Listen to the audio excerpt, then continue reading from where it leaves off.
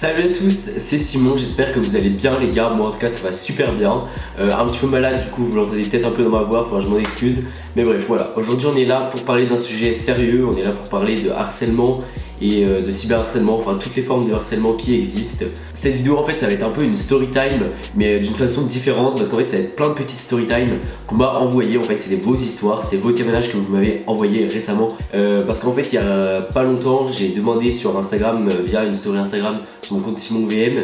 Je vous ai demandé dans cette story Instagram donc de m'envoyer vos témoignages par email. Vous avez été des dizaines à m'envoyer vos témoignages, tous plus touchants les uns que les autres.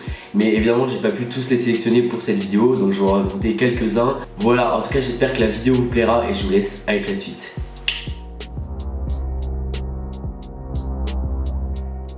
Donc le premier témoignage que je vais vous lire c'est celui de Solène.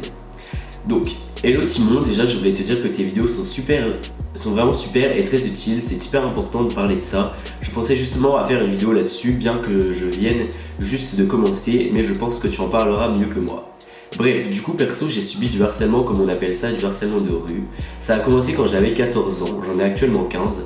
C'est la première fois que ça m'a réellement marqué et que j'ai réalisé ce que c'était. Je rentrais des cours comme une ado absolument normale et là il y avait un type sur le trottoir en face qui commence à sortir des « oh putain qu'est-ce qu'elle est bonne celle-là » et plein d'autres trucs du genre. Au début je n'ai pas fait attention mais je ne pensais pas qu'il parlait de moi.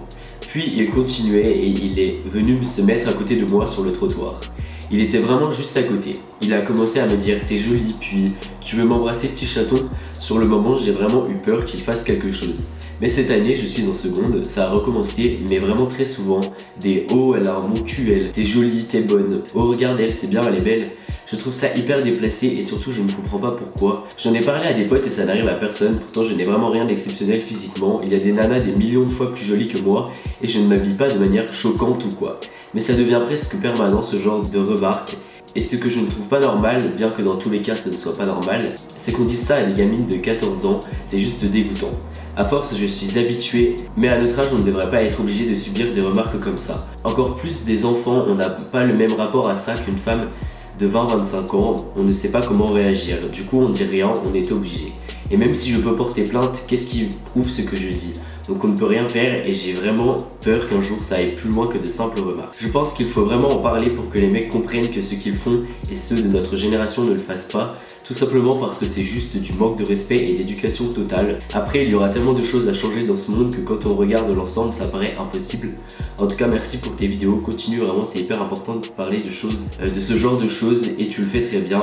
Je ne sais pas si mon témoignage est très clair, j'ai réécrit plusieurs fois mais bof. Voilà c'est tout, bonne soirée. Voilà donc pour le cas de harcèlement sexuel et le harcèlement de rue aussi, je trouvais que le cas de Solène pouvait bien résumer une situation qui pouvait se passer chaque jour. Donc c'est pour ça que j'ai choisi son témoignage. Et j'ai adoré la fin où elle parle du manque d'éducation et de respect et je suis tout à fait d'accord avec ça. Donc je pense que pour les personnes qui subissent du harcèlement de rue, du harcèlement sexuel, la priorité c'est évidemment d'en parler et voilà, je pense qu'il n'y a pas d'autre secret. En tout cas merci beaucoup à toi Solène pour ton témoignage et je te fais des gros bisous.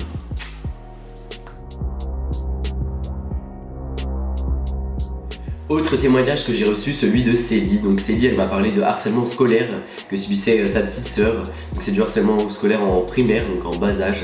Donc voilà, je vais vous lire ce témoignage. Cela fait maintenant plusieurs années où elle est dans la même classe d'un groupe de filles, petite école, égale une classe de chaque niveau. Une certaine fille qu'on va appeler Lola, non fictif, prend ma sœur, on va l'appeler Justine, non fictif, en grippe. Pourquoi ? Parce qu'elle est grignette, petite et mince, qu'elle a des amis qui l'adorent et qu'elle fait pipi au lit. Bref, ça c'est rien. Lola est de tempérament meneuse et le groupe d'amis très influencé. Elle mène toutes les copines de Justine à la baguette et l'empêche de rester avec elle pour que Justine se retrouve seule. À quel point elle la frappe, croche-patte, insulte, etc. à 7 ans. Le pire, un jour, une amie de Justine vient lui dire « Ne mange pas le bonbon que Lola va te donner ». Justine acquiesce. Lola arrive 10 minutes plus tard, tiens Justine, je t'offre mon bonbon pour m'excuser. Justine, contente, le prend puis repense à ce qu'on lui a dit. Elle l'ouvre, sais-tu ce que c'était ? Un bonbon, oui, un carambar, peint de vernis à ongles. Et imagines-tu la raison ? Lola a dit à son groupe de copines parce que je voulais que Justine meure. Stop au harcèlement, mille merci pour ton geste sur cette vidéo et bon courage, je te soutiens à fond. Merci beaucoup pour ton témoignage qui nous est encore une fois très utile je pense. Dans cette situation, lorsqu'on est grande sœur ou grand frère ou même si on est en bas âge et qu'on est dans une école primaire ou quoi, je pense que la bonne chose à faire évidemment c'est en parler. Comme pour toutes les formes de harcèlement en fait il faut en parler pour pour que ça cesse. On peut pas se cloîtrer et garder ça pour nous. Donc voilà, je vais vous dire vraiment parlez-en autour de vous. Voilà, même quand on est grand frère, grande sœur ou parent ou quoi, et si on est témoin de ce genre de choses, il faut en parler et il faut essayer de faire bouger les choses pour que les personnes se sentent mieux. Donc merci beaucoup Célie pour ton email. Merci beaucoup et fais des bisous à ta petite sœur et j'espère que ça ira mieux pour elle.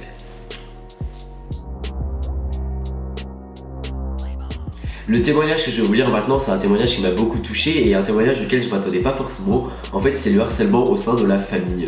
Donc ça, j'avais pas forcément pensé.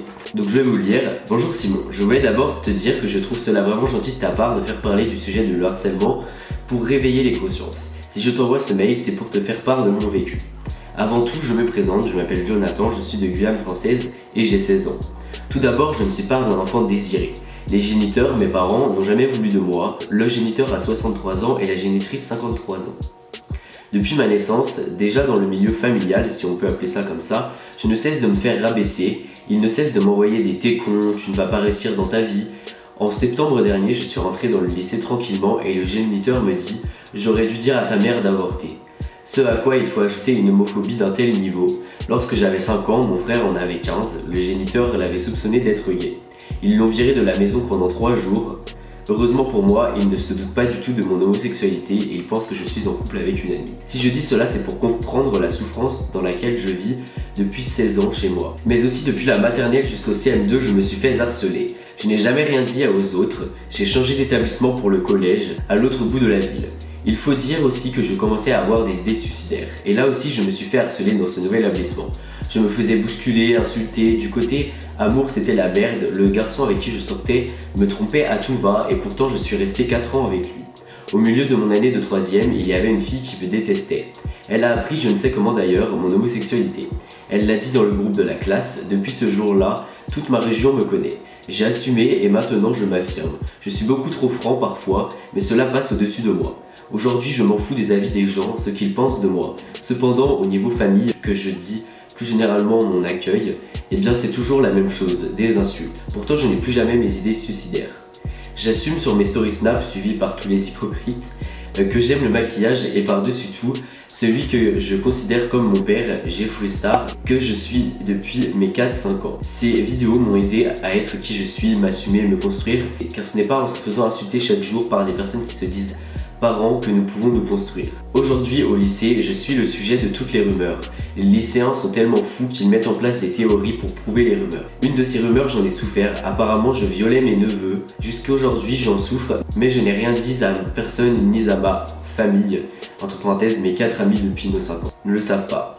Enfin bref, ce très long email pour dire aux autres qu'il faut en parler et ne pas oublier que même les heures les plus sombres ne durent que 60 minutes. Je te souhaite tout le bonheur et que même si tu seras triste, dis-toi que ce n'est que temporaire. Alors ce mail, je l'ai trouvé genre grave touchant et genre vous avez vu la fin, genre même les heures les plus sombres ne durent que 60 minutes. Je trouve que cette phrase en fait elle résume genre grave plein de choses. Si jamais un jour vous êtes dans le mal et tout, genre rappelez-vous que même les heures les plus sombres ne durent que 60 minutes. Et franchement je trouve ça grave beau comme phrase. Évidemment dans cette situation je pense qu'il faut en parler comme en fait dans toutes les autres.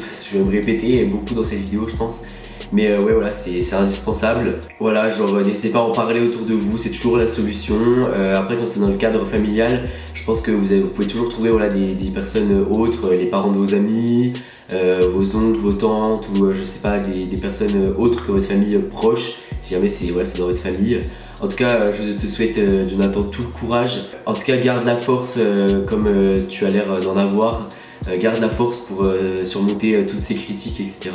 Je te fais plein de bisous et puis merci beaucoup pour ton témoignage parce que je pense que ça peut être utile pour d'autres personnes qui subissent le même genre de harcèlement. Donc merci à toi et puis voilà.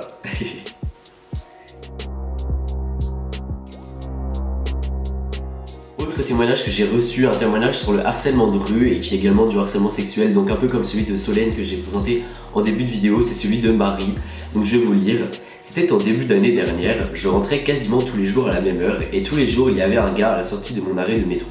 Toujours le même vêtement, même sourire pervers et tous les jours, eh bien il me disait « Hey, t'es belle, hey, t'es bonne, ou encore, oh t'as pas un numéro ?»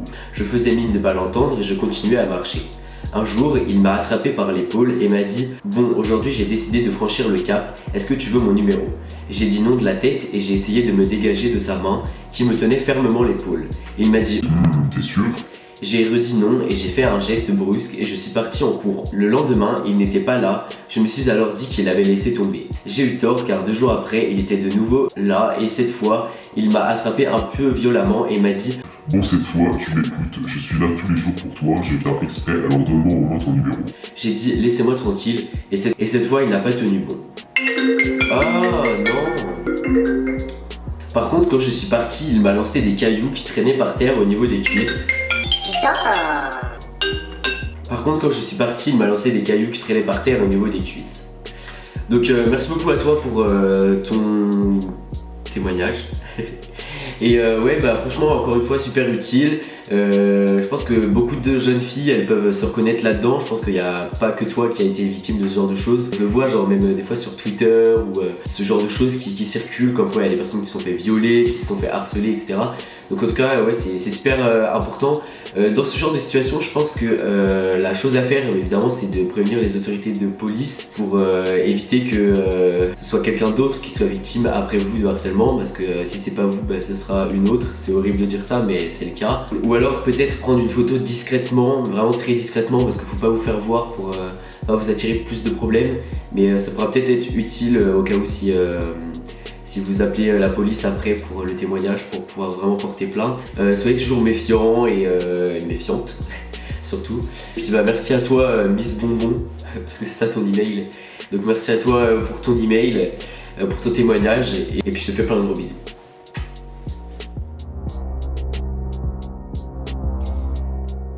Autre mail que j'ai reçu était assez court, donc voilà, c'est celui de Esteban, donc je vais vous le lire. J'ai vécu malheureusement plusieurs histoires de harcèlement, mais je ne vais pas parler de mon harcèlement scolaire, j'imagine que pas mal de monde a déjà témoigné à ce sujet. J'ai été et je suis encore harcelé par un inconnu. En fait, je suis sorti avec un fake, et depuis que je le sais, il m'harcèle. J'ai beau toujours le bloquer, il continue à créer des comptes pour m'harceler, il connaît mes secrets, là où j'habite, il connaît surtout toutes mes faiblesses, et il joue avec. Il vient même me parler en public sur Askip. STP prend absolument ce témoignage, il est très important pour les personnes victimes de cyberharcèlement comme moi. Merci de ta compréhension, Esteban. Donc Esteban, bah du coup, bah tu vois, j'ai pris ton email. Esteban, je pense que ton témoignage est très utile, tout simplement parce qu'en fait c'est du harcèlement, enfin du cyberharcèlement, et le cyberharcèlement, je pense que c'est vraiment des problèmes actuels des réseaux sociaux. Je pense que les gens sont de plus en plus confrontés au cyberharcèlement et c'est bien dommage. On peut le voir notamment sur Twitter, où je vois tellement de tweets haineux et gratuits. Enfin en fait je comprends même pas comment on peut en arriver là, même si en fait c'est pour rire. Les gens ils sont prêts à tout juste pour avoir des RT et pour combler leur fierté personnelle, de faire des tweets genre voilà, certes c'est peut-être pour rire, mais en fait ça peut vraiment blesser des personnes et ça peut conduire, en fait vous comprenez pas, mais les personnes au suicide, ça peut conduire des personnes à la dépression. C'est affligeant perso quand je vois toutes ces conneries là qu'on peut voir sur les réseaux sociaux et toute cette haine. J'ai vu d'ailleurs récemment la vidéo de Bilal Hassani sur le harcèlement qu'il subissait sur Twitter et je trouve ça juste en fait inhumain. Il n'y a absolument rien de drôle. Donc voilà, le cyberharcèlement c'est bien un problème actuel. En tout cas, si vous êtes victime de cyberharcèlement, n'hésitez pas à appeler les numéros faits pour ça. C'est un numéro vert donc de Net Écoute. Donc je vais vous donner, c'est 0800 200 00. Je vous l'écris ici, voilà, n'hésitez pas à appeler ce numéro. J'ai déjà donné je crois dans une vidéo sur les pédophiles pervers genre en ligne et tout, une autre vidéo. Mais voilà, je vous le redonne quand même au cas où. N'hésitez pas à appeler ce numéro voilà, en cas de cyberharcèlement.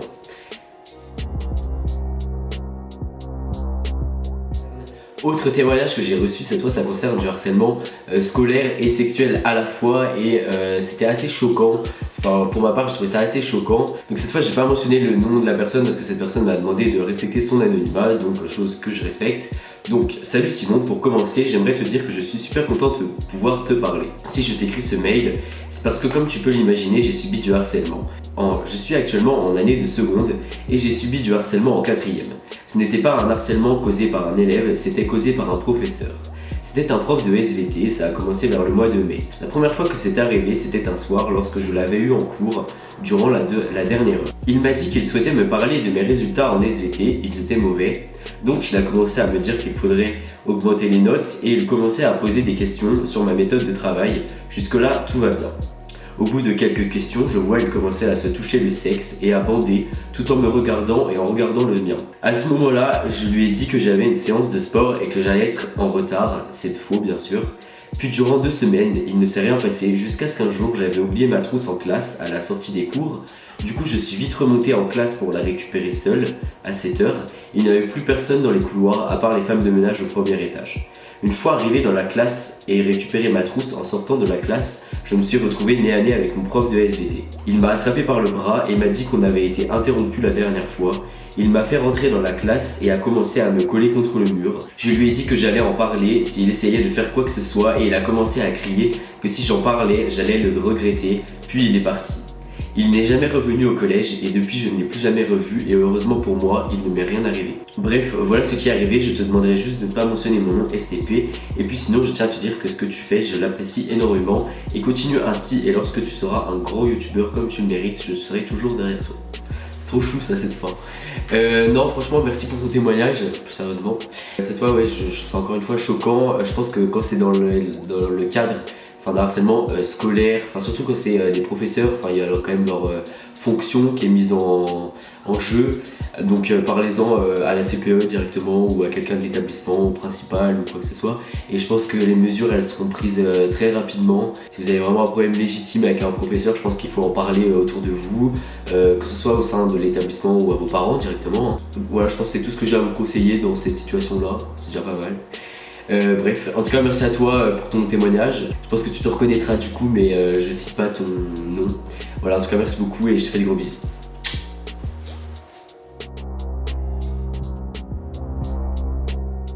Autre témoignage que j'ai reçu cette fois c'est un harcèlement homophobe. Donc je vais vous lire ce témoignage tout de suite. Donc, alors, salut Simon, j'aime beaucoup ce que tu fais et j'apprécie les démarches que tu as décidé d'entreprendre. Actuellement, j'ai 18 ans et je compte te raconter l'enfer que j'ai vécu au collège à cause de certains camarades. Pour que tu puisses voir un peu la situation, il y a quelque chose à savoir. Tout d'abord, je suis gay et personne ne le savait à cette époque. J'habite et j'ai toujours habité à Rosny-sous-Bois, en banlieue parisienne, dans un collège assez problématique. Il y avait des bagarres, toujours des problèmes avec les profs, etc. Dans mon collège, lorsque tu faisais allemand LV1, tu serais avec la même classe du début à la fin du collège. Ce qui veut dire que j'avais toujours les mêmes camarades, sauf s'ils quittaient l'établissement ou qu'ils étaient exclus. Donc, tout a commencé en 2012, lors de ma rentrée de 6ème, où j'ai fini dans une classe de germanistes, élèves ayant choisi LV1 comme moi, et tout allait bien au départ. Cependant, j'ai vite vu des camarades se faire embêter par un groupe de classe, et lorsque j'ai décidé de protester contre eux, ils ont critiqué le fait que je n'avais pas encore mué, et de ce fait, j'ai eu droit à diverses insultes. PD, sale gay, suce ma bite, etc. Erreur à ne pas faire, j'ai décidé de ne rien dire parce qu'ils menaçaient de me frapper, et j'avais bien peur des représailles. Le harcèlement a continué pendant des années et arrivé en 5ème, un garçon du groupe m'a humilié en m'insultant devant tout le monde, puis en me crachant du coca au visage. C'est bien la première fois où j'ai enfin pu extérioriser ma rage, alors je l'ai frappé plusieurs fois et lui seul a été puni par l'équipe pédagogique. Ce que je ne comprends pas, c'est que le corps enseignant savait très bien que ce genre de choses arrivait, mais il ne préférait pas agir. La CPE, que je remercie fortement, savait bien qu'il y avait un problème et persistait pour que je demande de l'aide, ce que j'ai toujours refusé. Et du coup, les insultes ont continué à fuser, même si un camarade de classe anonyme venait se plaindre.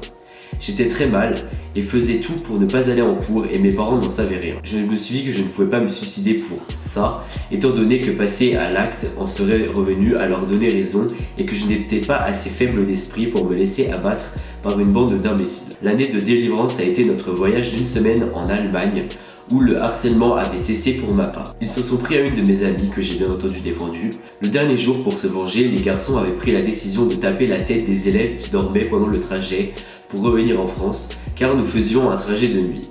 On m'a réveillé 2 fois et j'étais du côté de la fenêtre, attaché avec mon ami à côté de moi, qui ne disait rien lorsqu'on le réveillait. J'avoue que je ne sais pas quel démon m'a possédé à ce moment-là, mais je savais exactement qui s'amusait à me frapper pour me réveiller, et par la grâce de Dieu, le garçon qui a fait ça s'est arrêté pile à côté du siège de mon ami en plein milieu du chemin.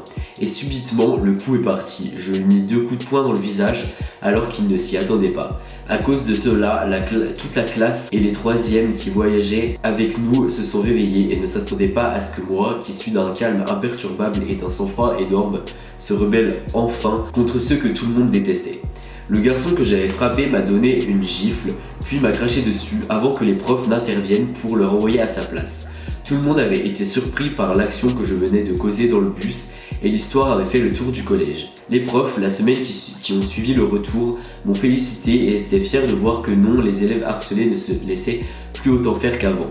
En troisième, je n'ai plus eu ce problème parce que la plupart des garçons du groupe avaient été exclus définitivement du collège ou bien ils avaient déménagé. En tout cas, si tu lis ce mail, j'espère que tu pourras faire passer le message aux personnes qui te regardent.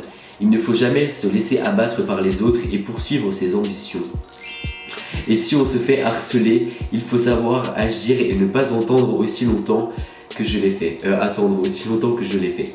Sincèrement, merci. Donc merci Josué pour ton témoignage qui est encore une fois super utile. Genre voilà, je pense qu'on a à peu près recensé différentes formes de harcèlement. Je pense que je vais m'arrêter là pour cette vidéo. En tout cas voilà, n'hésitez pas voilà, quand c'est dans un cadre scolaire, que ce soit homophobe ou sexuel ou tout ce que vous voulez, n'hésitez pas à en parler autour de vous. C'est vraiment le message principal, je me répète, mais voilà, parlez-en autour de vous si vous êtes victime de harcèlement. Et si vous avez des personnes autour de vous qui sont victimes de harcèlement, bah, partagez-leur cette vidéo ou partagez-leur directement les conseils que je donne dans cette vidéo. Enfin après, je suis personne, mais je pense que mes conseils ne sont pas inutiles. Voilà, en tout cas, merci beaucoup Josué pour ton témoignage, je te fais des gros bisous à toi aussi. Voilà, la vidéo touche à sa fin, j'espère vraiment qu'elle vous a plu. Moi en tout cas j'ai trop kiffé raconter ces témoignages, ça me tenait vraiment à cœur de parler d'un sujet comme ça. Je remercie vraiment toutes les personnes qui m'ont envoyé leurs témoignages, évidemment j'ai pas pu tous les prendre et j'en suis désolé, mais vous avez été quand même pas mal nombreux à m'en envoyer. En tout cas je les ai vraiment tous lus et ils m'ont tous touché, ainsi que tout ce que vous m'avez dit en dehors de ces témoignages par rapport à moi, ma chaîne YouTube, tout ça pour me féliciter. Je suis vraiment hyper touché par tous ces emails, je vous remercie vraiment beaucoup et merci aussi beaucoup pour les 10 000 abonnés. Ouais, on est 10 000 sur cette chaîne, genre c'est ouf, genre ça fait même pas, ça fait 7 mois je crois que je suis sur YouTube et genre déjà 10 000 abonnés, enfin je trouve ça, je suis assez fier de moi et fier voilà, de tout ce qu'on a parcouru et de toutes les personnes qui sont derrière moi et qui me soutiennent, c'est vraiment super plaisir. Si vous êtes victime de harcèlement, j'ai oublié de vous donner le numéro, je vais vous donner tout de suite, j'ai mon ordi ici, alors attendez je regarde, ça charge. C'est le 300, non, si vous êtes victime donc de harcèlement, n'hésitez pas à appeler le 3020. Genre. Voilà, le 3020, vous voyez là, on le voit. Bref, aïe. Voilà, donc n'hésitez pas à appeler ce numéro car il est totalement gratuit et voilà, il est mis en place par le gouvernement français pour mettre fin à ce harcèlement qui est vraiment un fléau dans notre société.